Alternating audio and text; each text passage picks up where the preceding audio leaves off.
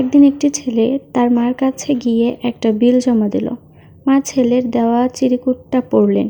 ছেলে লিখেছিল, গাছে পানি দেওয়া 10 টাকা, দোকান থেকে এটা ওটা কিনে আনা 15 টাকা, ছোট ভাইকে কোলে রাখা 40 টাকা, ডাস্টবিনে ময়লা ফেলা 20 টাকা, পরীক্ষায় ভালো রেজাল্ট করা 50 টাকা, মশারি টাঙানো 5 টাকা, মোট 140। মা বিলটা পড়েই মুচকি হাসলেন।